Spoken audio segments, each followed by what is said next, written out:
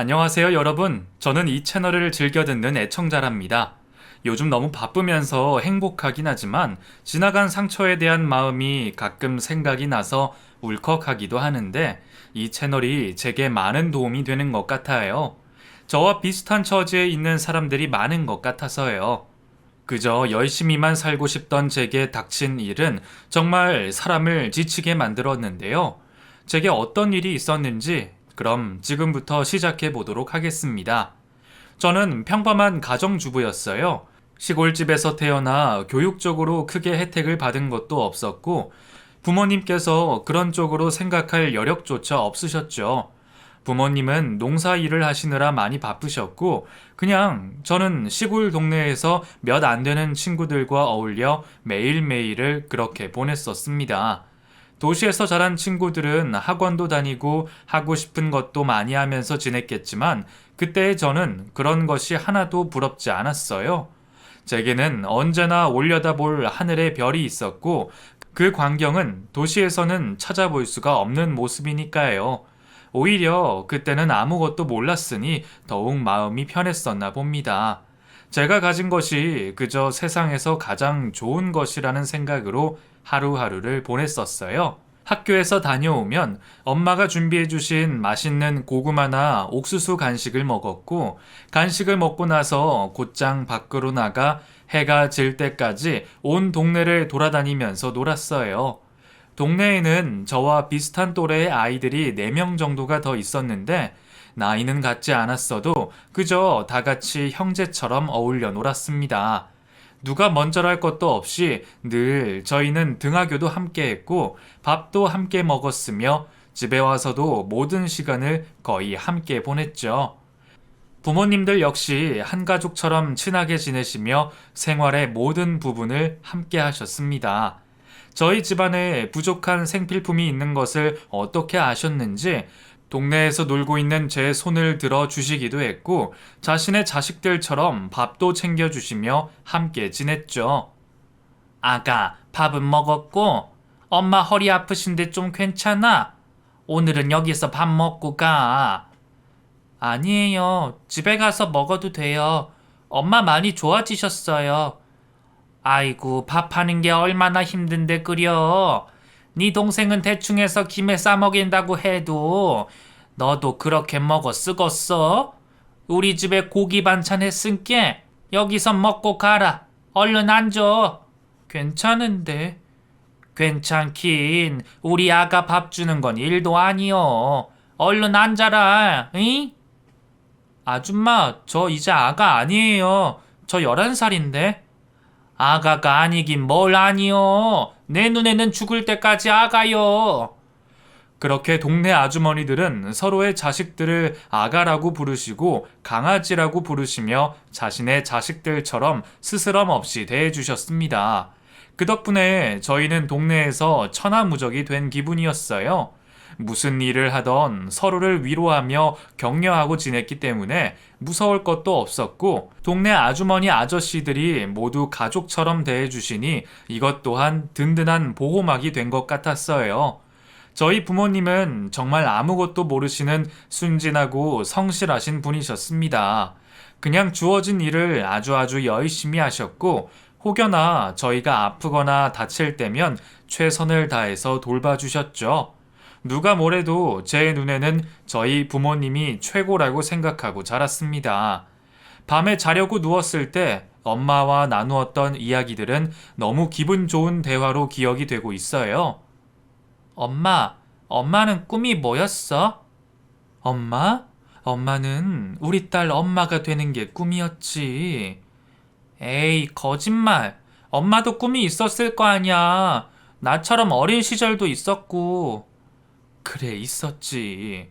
엄마도 우리 딸처럼 엄마한테 어리광 부렸을 때도 있었고. 할머니가 잘해줬어? 어떤 사람이 되고 싶었어? 궁금해. 엄마는 말이야. 그냥 하루하루 먹고 살기 바쁘신 할머니를 대신해서 빨래하고 청소하고 동생들도 봐주고 하느라 어떤 사람이 되고 싶다는 생각을 못했어. 그냥 이 힘든 현실을 빨리 벗어나고 싶었지. 엄마 힘들었어? 왜 그렇게 할머니는 엄마 힘들게 했어? 그때는 그냥 다들 그렇게 살았어. 누나들은 동생 돌보면서 집안일 했고, 하고 싶은 공부도 마음대로 못하게 했고, 그냥 그렇게 살 수밖에 없었단다. 그래서 엄마는 우리 딸한테 좋은 거 먹여주고, 입혀주고, 다 해주고 싶은데, 그걸 다 못해주고 있는 것 같아서 너무 속상해. 아니야, 엄마. 속상해하지 마. 나 엄마가 만들어주는 좋은 음식 맨날 먹고 있잖아. 그러니까 하나도 안 미안해도 돼. 난 엄마가 세상에서 제일 좋단 말이야. 그래? 우리 딸 정말 다 컸네, 다 컸어. 고맙다. 정말 고마워. 저는 그렇게 가끔 누워서 엄마와의 대화를 하며 엄마의 진심을 알 수가 있었습니다. 그리고 한편으로는 하고 싶었던 공부도 잘 못하신 것 같아 짠하다는 생각까지도 들더라고요. 아주 순수하고 착하신 분이시고 자식을 위해서 모든 것을 희생하신 분이시라는 것은 분명하셨어요. 저는 그런 학창 시절을 보내면서 아주 밝고 건강하게 자랐습니다. 물론 제가 자라온 환경이 시골이다 보니 드넓은 도시의 여러 가지 혜택을 누리며 살지는 못했지만 순수하고 밝게 자란 것만큼은 인정하고 있어요. 그걸 만들어주신 것이 바로 부모님이시고요. 시골에서 중학교와 고등학교를 다니게 되면서 한때는 알바를 한 적도 있었습니다. 명절 연휴를 앞두고 선물 세트를 생산하는 공장이었는데 일손이 모자라 사람을 구하고 있었거든요. 누가 말한 적도 없는데 저는 학교를 다녀오는 길에 며칠 동안 사람을 구한다는 글을 보고 그곳 안으로 들어갔었죠. 무엇이든 집안에 도움이 되는 사람이 되고 싶었던 것 같아요. 남동생도 있었는데 한창 잘 먹을 시기라 엄마가 사다 놓은 반찬과 간식들은 남아나질 않았던 시기이거든요. 저기 안녕하세요. 사람 구한다는 거 보고 들어왔어요. 응? 근데 너 교복 입고 있는데 고등학생 아니야? 맞아요, 고등학생. 요 아랫마을 동네에 살고 있고요. 아니, 네가 일을 할 수나 있겠어? 이거 아줌마들도 힘들어하는 일이야. 만만치 않다고. 알려주시기만 하면 잘할 수 있을 것 같아요. 저 진짜 잘할 수 있어요. 힘도 세고요. 며칠만 구하는 거니까 시간만 맞으면 가능하긴 한데. 주말 포함해서 다음 주도 학교 개교 기념일이라 안 가요. 그때까지 충분히 할 수 있어요. 아침부터 저녁까지 시간 다 되고요. 저 진짜 일 잘해요. 친구들도 저보고 아줌마같이 일 잘한다고 했어요. 아이고 당차네 우리 고등학생 아가씨. 그럼 일단 지금 저기 저 아줌마들이 하는 일 좀 봐봐. 저거 잘 박스에 고정시켜서 포장하는 일이야. 기계가 계속 돌아가고 있기 때문에 항상 조심하고 또 조심해야 돼. 한번 보고 할 수 있을 것 같으면 말해라. 저는 사장님으로 보이시는 분께 저의 진심을 다해 부탁을 드렸고 기회가 찾아왔습니다. 처음에는 무조건 힘들다 안 되겠다 하셨던 사장님도 제가 잠시 일하시는 아주머니 곁에 가서 도와드리는 것을 힐끔 보시더니 은근히 깜짝 놀라는 표정이시더라고요. 처음 해보는 일이라 낯설긴 했지만 손끝이 야무진 제게는 생각보다 어려운 일은 아니었습니다.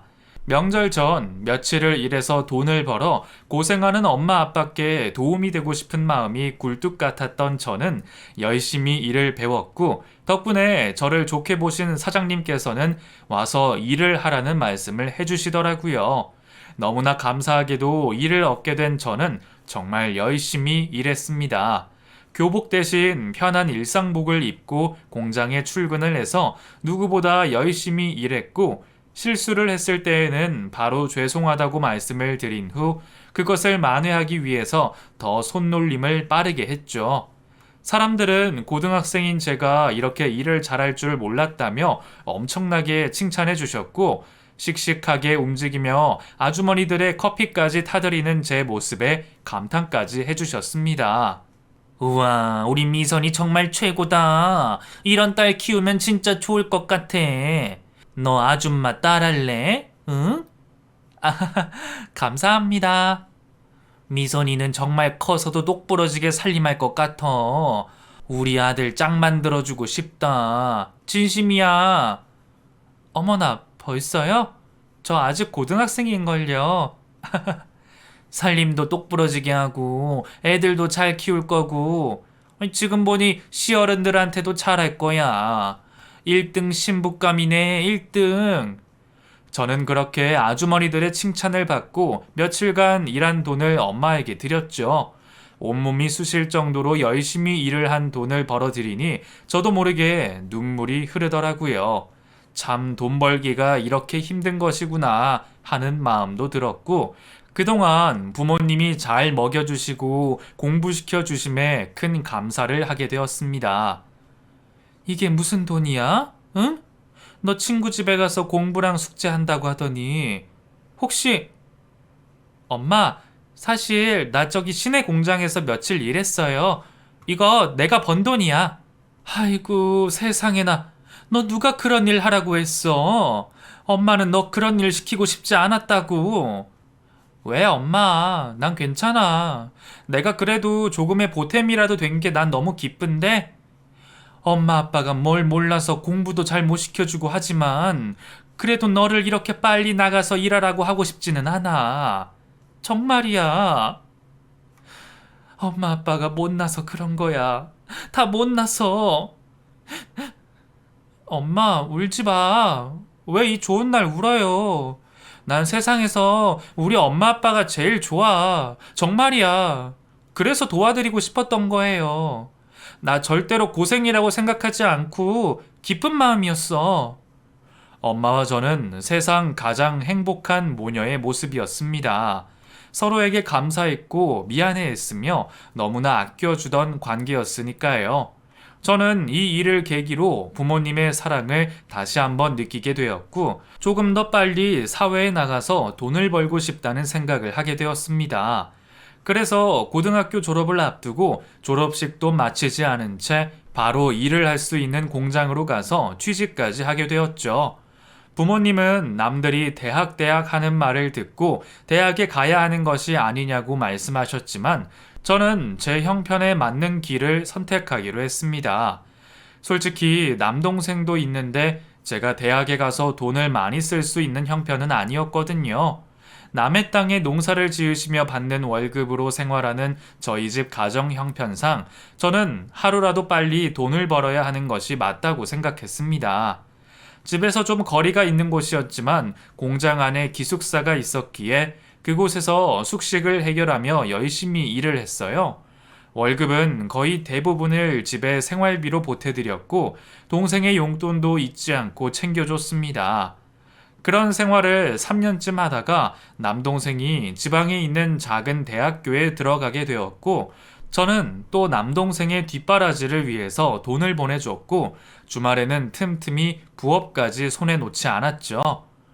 주변 친구들은 저의 이 악바리 같은 모습을 보고 한마디씩 하더라고요. 야, 너 정말 너무 심하다. 한창 꽃다운 나이에 다 돈 벌어서 동생 주고 집에 주고 너는 뭐 먹고 사냐? 예쁘게 입고 예쁘게 꾸며야 좋은 남자도 만나지. 남자는 무슨? 나 남자 관심 없어. 결혼 안 할 거야. 그냥 지금처럼 열심히 돈 벌어서 집안 도와주면서 열심히 살 거라고.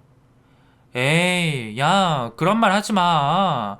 옛말에 늦게 배운 도둑질이 무섭다고. 나중에 남친 생기면 우리도 다 모른 척 할걸? 그런 건 장담하는 거 아니야. 나 지금이 좋아. 돈 벌고 집에도 도와주고 하면서 사는 게 내 행복인걸? 그렇게 저는 현재에 만족하며 열심히 돈을 벌고 있었습니다. 그러다 회사 선배의 소개로 조금 더 넓은 도시로 나아가 일을 하기로 마음먹었죠. 이곳에서 쌓은 경력이면 그곳에 가서는 돈을 더 벌 수 있다고 하셨기 때문에 욕심이 나더라고요. 낯선 곳이었지만 손끝이 야무지고 싹싹한 성격인지라 사람들과 금방 친해질 수 있었습니다. 부모님은 결혼도 안 한 여자가 혼자 외지에 나가 돈을 벌고 있다는 생각에 걱정을 많이 하셨지만 저는 그렇지 않았어요. 너무 씩씩하고 밝게 생활하고 있었죠. 그렇게 몇 년을 지내다 보니 조금 외로운 마음도 생겼습니다. 전혀 외롭거나 힘들지 않을 것만 같았는데 사람이라는 것이 또 마냥 그렇지만도 않더라고요. 새로운 친구들을 만나고 돈을 벌어도 외로운 마음은 항상 존재하더군요. 20대 중반이 지나 후반이 되어 가니 뭔가 저도 느끼는 것이 있었나 봅니다. 주변 친구들은 하나 둘 시집 가서 아들, 딸 낳고 살고 있는 모습도 부러웠고, 무슨 일을 해도 내 편이 되어줄 수 있는 남편이 생긴다는 것이 어떨까 궁금하기도 했던 것 같아요. 그리고 그 시기쯤 저희 공장에 물건을 납품하는 거래처 직원과 꽤 친해지게 되었습니다. 그 직원은 저희 공장 사람들과 자주 어울려 술도 마시고 했던 사람인데, 저도 몇 번 그 자리에 참석했다가 특유의 친화력으로 금세 친해질 수 있었거든요. 나이도 저와 비슷했고 영업을 하는 사람이다 보니 늘 웃는 얼굴에 밝은 미소, 그리고 사람을 편안하게 해주는 특유의 말투도 갖고 있어 공장의 어떤 언니가 좋아하고 있는 사람이기도 했습니다. 그런데 언제부터인가 그 사람이 제게 말을 건네고 가까이 와서 얼굴을 보며 웃어줄 때면 제 마음이 이상하게 콩닥거리는 것이 느껴지더라고요. 설마 하면서 왜 이러지 생각하던 순간 그 남자가 또다시 제게 다가와 말을 걸었습니다. 미선 씨, 오늘 옷이 완전 예쁜데요? 봄 분위기 물씬이에요. 어머, 정말요? 이거 그냥 예전부터 있던 옷인데.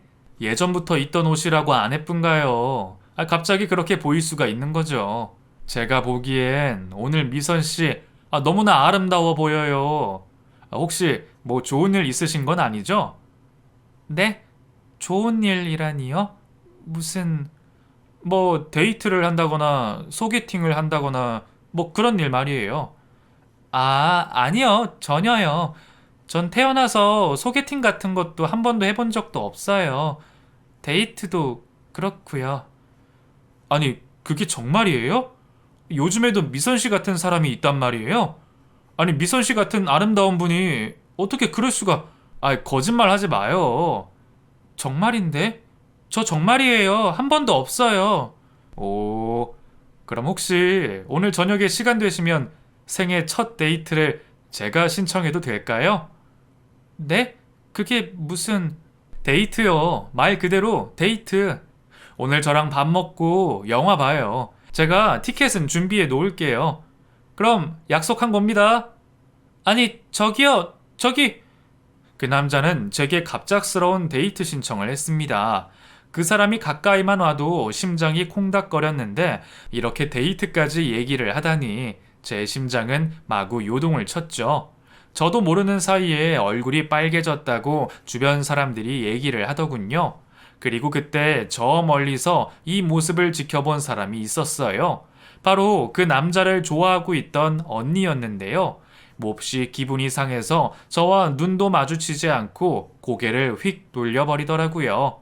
잠시 후 저는 그 언니에게 다가가 잠시 얘기를 하자고 했지만 그 언니는 저를 완벽하게 무시해버린 채 그저 일찍 칼퇴근을 해버렸습니다. 그날 그런 일이 있으니 그 남자를 만나야 하나 안 만나야 하나 많은 고민을 했어요. 사귄 것은 아니었지만 그래도 이 언니가 그 남자를 좋아한다는 것을 알고 있었고, 그런 제가 그 남자와 데이트를 한다는 것이 마음에 걸렸거든요. 약속 시간이 되었지만 저는 망설이다가 결국 집으로 갔고, 다음날 그 남자는 회사에 찾아와 제게 굳은 표정으로 말했습니다. 미선 씨, 어제 뭐해요? 그렇게 일방적으로 바람 맞히는 게 어딨어요? 그게 죄송해요. 좀 일이 생겨서. 잠깐만 밖으로 나와봐요. 할 얘기가 있어요. 저는 그 남자를 따라 밖으로 나갔고 그 남자는 제게 말했어요. 혹시나 해서 말하는 건데요. 정희 씨 때문에 그러는 거예요? 정희 씨가 나 좋아해서? 네? 그게 그런 거죠? 맞죠? 정희 씨가 나 좋아하는 거 나도 알아요. 하지만 그거 너무 일방적인 거고 저는 분명히 거부 의사를 밝혔어요. 근데 제가 정희 씨 때문에 마음 놓고 데이트도 못하고 아무것도 못하나요? 그거 아니잖아요. 분명히 저는 정희 씨 싫다고 말씀드렸거든요. 아, 그래도 그게 조금 난감해서. 그것 때문이라면 앞으로는 절대 나 바람 맞히지 마요. 혹시 내가 싫어서 그런 거면 내가 앞으로는 절대로 데이트 신청하지 않을게요. 하지만 그게 아니라면 저 만나요. 미선 씨도 저 싫진 않잖아요. 안 그래요? 저는 그 남자의 말에 이끌려 가게 되었습니다. 며칠 후 저희는 정식으로 첫 데이트를 하게 되었고, 정희 언니라는 사람은 저하고는 말도 하지 않는 사이가 되어버렸죠. 너무나 찜찜하고 직장 생활을 하기 힘들어서 몇 번이나 그 언니에게 말을 걸어봤지만 철저하게 저를 무시하고 피하는 행동에 저도 더 이상은 신경 쓰지 않기로 했습니다. 몇 달 후, 저희는 정식으로 연인이 되었고, 제 남친을 좋아했던 정희 언니는 퇴사를 하게 되었어요. 퇴사 이후 그 언니는 한 번도 연락이 오지 않다가 먼 훗날 다시 연락을 했더군요. 저는 그 남자와 생애 최초로 연애라는 것을 해봤어요. 맛있는 것도 먹으러 다니고, 손도 잡고, 팔짱도 끼워보고, 남들과 똑같이 그런 짝이 있다는 생각에 너무나 행복한 나날을 보냈습니다. 세상 무엇과도 바꿀 수 없을 것 같은 이 남자를 저는 너무나 사랑했어요. 1년 정도 후 남친은 자신의 어머니에게 저를 소개시켜줬고, 저 역시도 시골집에 그 남자를 데려갔었죠. 남자의 어머니는 자신의 아들을 너무나도 아끼시는 분이었는데 딱 보기에도 보통 분은 아니라는 느낌이 들었습니다. 저희 엄마는 그래도 부드럽고 말투도 유순하신 스타일인데, 남친의 어머니는 그 옛날 제가 공장에서 보았던 무서운 아주머니 같은 느낌이 팍팍 들더라고요. 말 하나하나에 뼈가 있는 것 같았고, 톡 쏘아 붙이시는 말투에 제가 많이 긴장도 했었어요. 부모님이 농사 지으신다고? 땅은 얼마나 갖고 계신 거야? 아가씨가 대학도 못 나왔다는 얘기 들었는데 그나마 땅이라도 갖고 계시면 내 마음이 편할 것 같아서. 네? 아, 농사 짓고 계세요? 그 땅이라고 해봐야 저희 거는 아니고 임대로 하고 계시는 걸로 알고 있어요. 아니, 자식 대학도 안 보내시고 그 돈으로 다 뭐 하셨대? 땅이라도 좀 사놓고 계셔야지. 아, 그게 저 아버지가 동생들 좀 도와주시고 보증도 잘못 서시고 하시는 바람에. 어머나 세상에.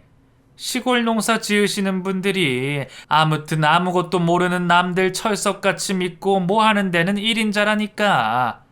요즘 같은 세상에 그런 사람도 다 있다니. 그래도 정말 성실하시고 마음이 고우신 분이세요. 세상 그 누구보다요. 저는 그렇게 저희 부모님을 욕되게 하는 말씀을 듣고 있기가 힘들어서 답변을 했는데, 남친의 어머님은 그게 보기 좋지 않아 보이셨나 봅니다. 남친한테 나중에 듣기로 제가 버릇이 없다느니, 싸가지가 없이 말대답을 한다느니 별 말씀을 다 하셨다고 해요. 사실 남친 어머님 때문에 결혼을 망설인 것도 있었습니다. 정말 저를 진심으로 환영해 주시는 것 같지도 않고 자신의 아들만 감싸고 도는 것 같아 좀 짜증이 났거든요. 제 친구들도 시어머니를 잘 만나야 한다고 하도 조언을 했었기에 더 걱정이 되었었는지도 모르겠어요. 하지만 저는 제 인생의 첫 남자와 헤어질 수가 없었습니다. 그 남자를 너무나 사랑했거든요. 친구들은 늦게 배운 도둑질이 무섭다고 하며 제게 다른 남자도 좀 만나보고 결혼을 해야 한다고 얘기했지만 아무 말도 들려오지 않았어요. 오로지 그 남자 한 명만 보였죠. 그렇게 그 남자와 결혼을 하게 되었고, 남편이 된 그는 무슨 바람이 불었는지 큰 돈이 있어야 한다며 사업 얘기를 시작하더군요. 저기, 똥을 파도 내 똥을 파야 한다고. 나 사업해보려고. 응? 어떻게 갑자기? 당신 회사 잘 다니고 있었잖아. 그 일 좋아했던 거 아니었어? 좋아하긴 그냥 돈 벌어야 하니까 하는 거지. 맨날 푼돈만 만지고 그러니까 안 되겠어. 우리 나중에 아들도 생기고 할 텐데 먹여 살리려면 큰 돈을 벌어야지.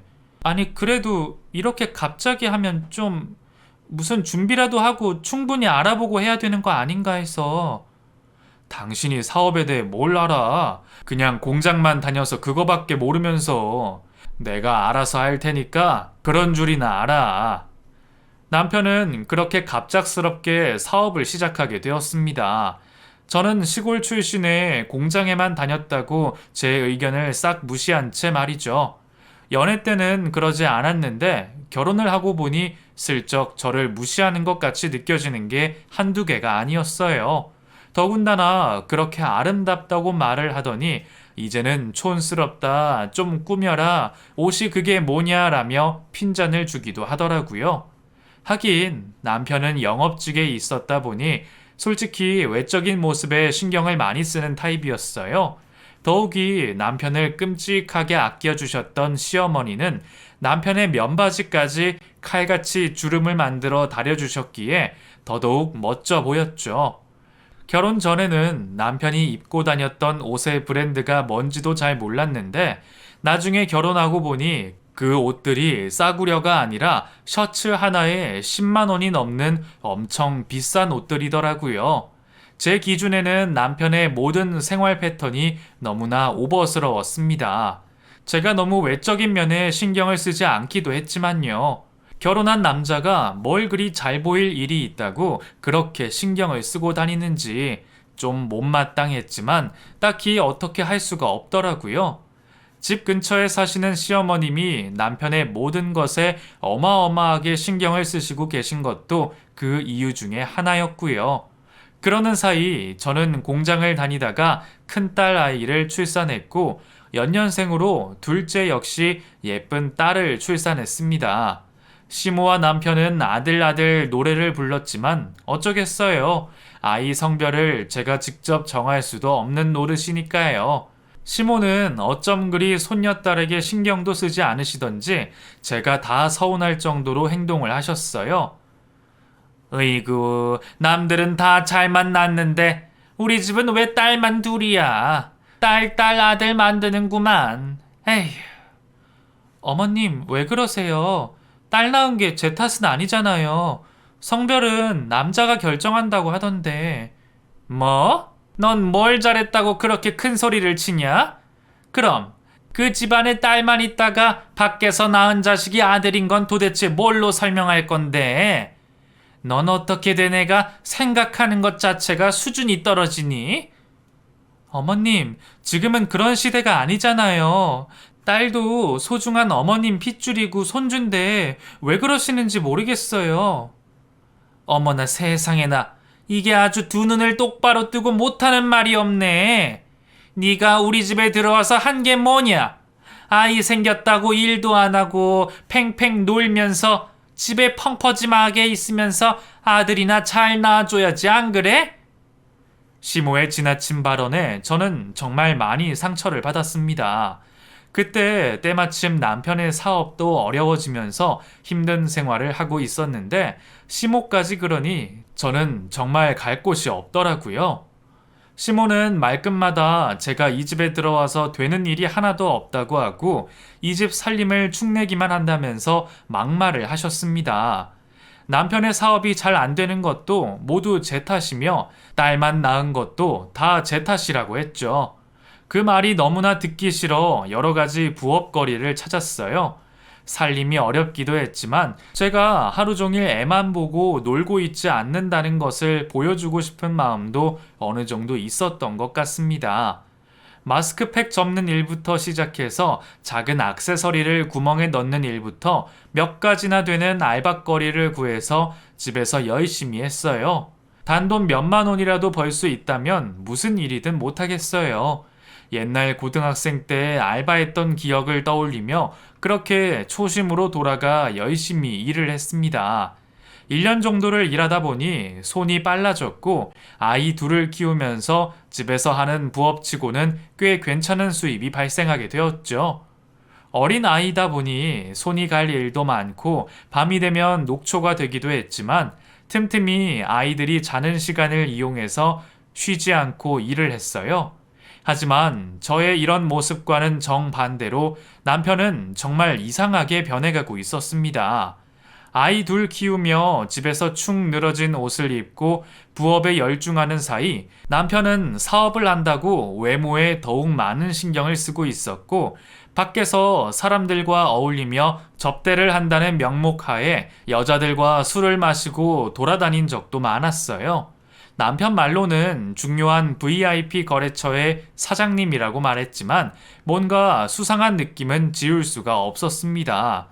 술집뿐만 아니라 꽃집이나 영화관 등의 영수증도 간간히 주머니에서 나왔으며 남편의 옷에서는 여자 향수의 진한 냄새가 진동을 하기도 했죠. 더욱이 남편의 옷을 세탁소에 맡기러 가면서 햇빛에 비쳐 보이던 여자의 긴 머리카락은 아직도 잊혀지지가 않네요. 큰 충격에 빠진 저는 남편을 닥달해 보기도 했습니다. 당신 뭐야? 도대체 뭐하고 돌아다니길래 이런 영수증들이 나오냐? 어? 도대체 영화관은 누구랑 간 거니? 그리고 꽃집에서 긁은 5만 원은 뭐고? 아니, 이 사람이 도대체 나를 뭘로 보고 하루 종일 집안에서 뒹굴더니 미쳤나? 뭐? 미쳐? 나는 애들 보면서 돈 몇만 원이라도 벌어보겠다고 미친 듯이 부업하고 있는데 너는 그렇게 밖에서 돌아다니면서 별짓을 다 하고 다니냐? 도대체 누구야? 언년을 만나고 다니냐고? 아유, 답답해. 너 같은 시골 출신 애가 뭘 알겠니? 사업을 뭘 알고 접대를 뭘 알겠어. 남편이 남의 비위 맞춰주면서 열심히 일을 하는 건 모르고. 너 정말 한심하다. 정확한 증거도 없이 닥달해 대니 남편은 오히려 저를 더욱 무시하더군요. 이 속상한 마음을 차마 친정 엄마한테는 말할 수가 없어 친한 친구에게 어떻게 말을 꺼내봤습니다. 그랬더니 친구는 오히려 저보고 좀 가꾸고 예쁜 모습을 보여줄 필요가 있다고 하더라고요. 남자들은 누구나 잡은 물고기한테는 미끼를 주지 않는다고 하면서 말이죠. 언제나 남자라는 동물에게는 긴장감을 줄 필요가 있다고 했고 그 말을 들은 저는 모처럼 돈을 투자해 잠옷도 한 벌 사고 화장품도 하나 장만했습니다. 그리고 조심스레 남편에게 다가가 셋째를 낳자고 말을 했어요. 셋째는 분명히 아들을 낳을 것 같은 예감이 있다고 하며 남편을 설득해서 좀처럼 제 곁에 오지 않는 남편과 한번 그 일을 치렀고 정말 저는 셋째를 임신하게 되었어요. 셋째까지 임신했으니 남편이 마음을 좀 다잡고 가정으로 돌아올 수 있겠지 하고 생각하고 있었는데 그건 저만의 착각이더군요. 제가 만삭으로 배가 부른 상태의 어느 날 어떤 남자가 제게 전화를 걸어왔어요. 저기 박두재 씨 부인이시죠? 네? 네, 맞아요. 누구시죠? 저 그 박두재 씨랑 바람난 여자 남편 되는 사람입니다. 이 둘이서 지금 미친 짓을 하고 돌아다니면서 정신을 못 차리길래 전화 드렸네요. 아니, 네? 그게 무슨 말씀이세요? 전 도대체 이해가 안 되는데. 말 그대로예요. 저한테 저번에도 한번 걸렸고 무릎 꿇고 싹싹 빌던 놈이 아직도 정신 못 차리고 제 아내를 만나고 있더군요.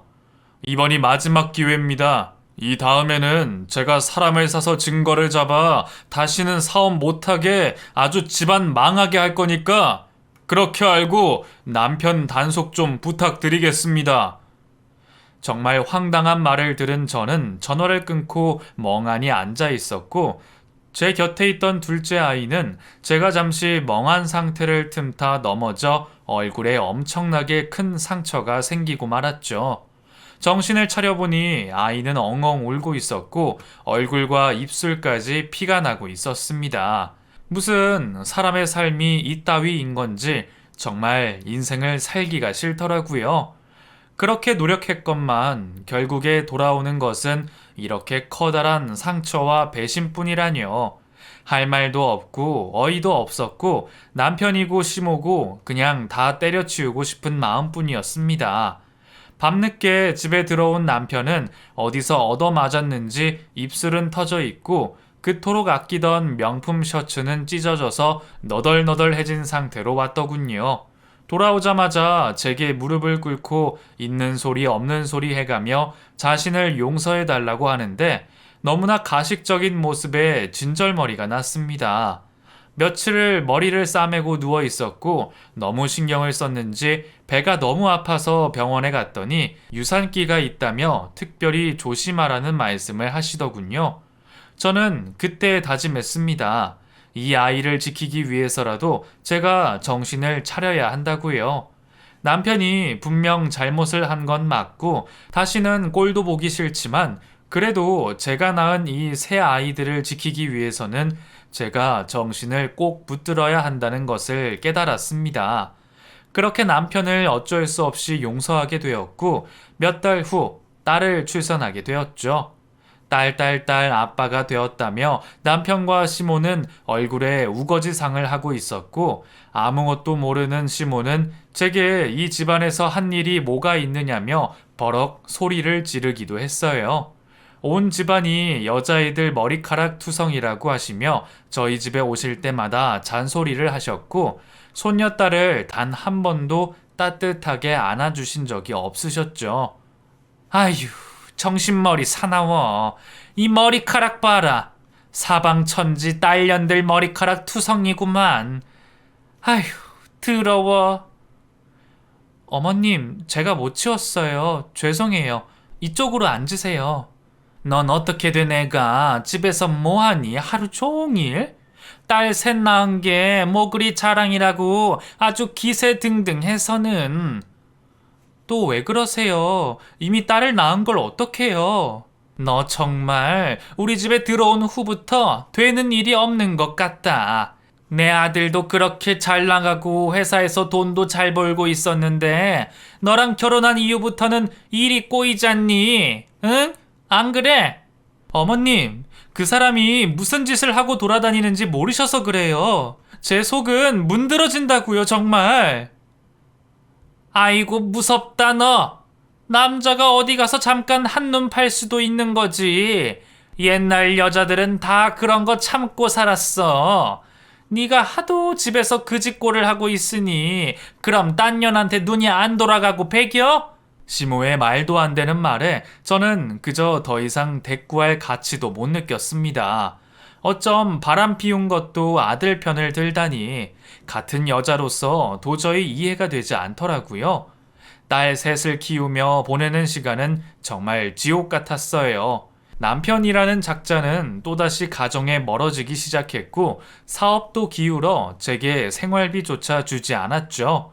저는 아이 셋을 키우며 부업을 손에 놓지 않았음에도 먹고 싶은 족발 한번 시켜 먹지 못할 정도로 생활이 어려웠습니다. 그리고 몇 달 후에는 살고 있던 집이 경매로 넘어간다는 청천벽력 같은 소리도 듣게 되었죠. 도무지 이 남자가 하는 일이라고는 단 하나도 제대로 된 것이 없었어요.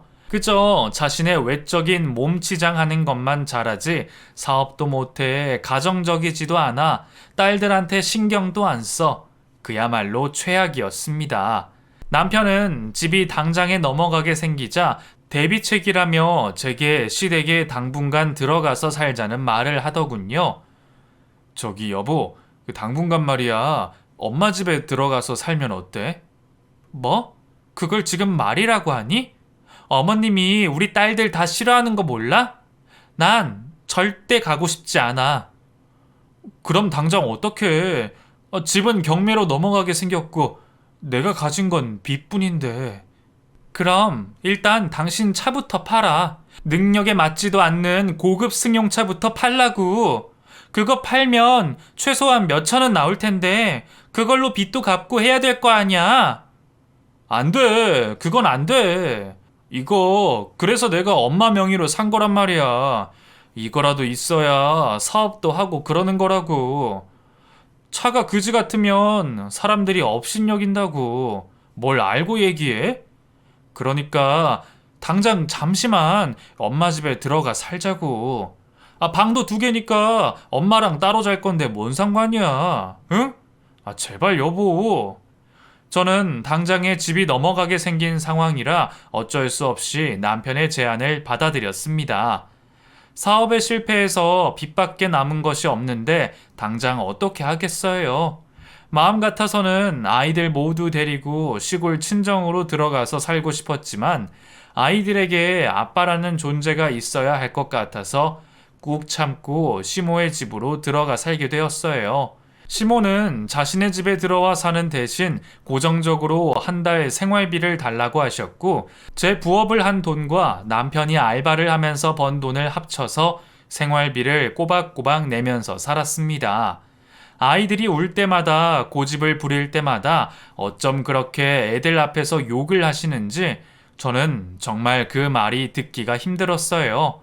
제가 아들을 못 낳은 건 맞지만 딸만 낳았다고 그게 죄는 아니잖아요. 요즘 같은 세상에는 딸이 더 귀하다고 하던데 도대체 시모는 왜 그러는지 이해하기가 힘들었습니다. 아이고 이년들 고집 좀 봐라. 엄마 닮아서 보통들이 아니네 아주. 커서 대단들 하시겠어. 어머님 아직 애기들인데 왜 그러세요? 그냥 좀 예쁘게 봐주세요. 이 나이엔 한창 떼쓸 나이잖아요. 우리 아들은 한 번도 이렇게 떼쓴 적 없이 자랐다. 네가 그렇게 자란 거라고 세상 사람 다 그렇다고 생각하지 말아라. 우리 아들이 얼마나 순했다고. 어디서 비교를 하니? 시모의 어이없는 말을 들으며 꾹 참고 또 참았어요. 한번 폭발하게 되면 저도 성질이 있는지라 시모에게 못된 말을 할 것 같아 최대한 아이들에게 그런 모습을 보이지 않으려고 노력하고 또 했죠. 저를 보는 시선이 결혼 전부터 곱지 않다는 것은 알고 있었기에 기대도 하지 않았지만 그래도 제 딸까지 이렇게 나쁘게 보시니 마음속에 화가 쉽사리 누그러들지는 않았습니다. 그렇게 1년 가까이 보내던 어느 날 남편은 또다시 제게 폭탄 선언을 하더군요.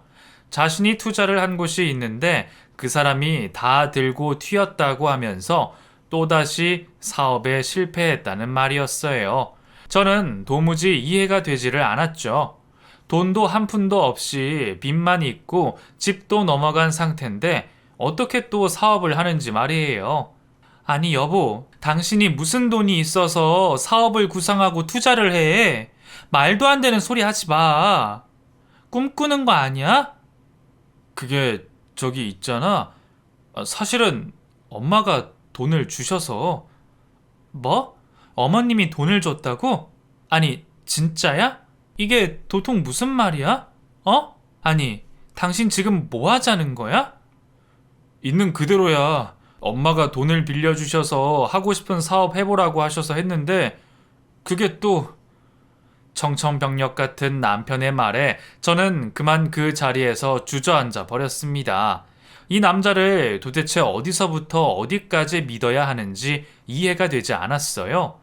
몽둥이라도 옆에 있었으면 흠씬 두들겨 패주고 싶은 마음까지 들었죠.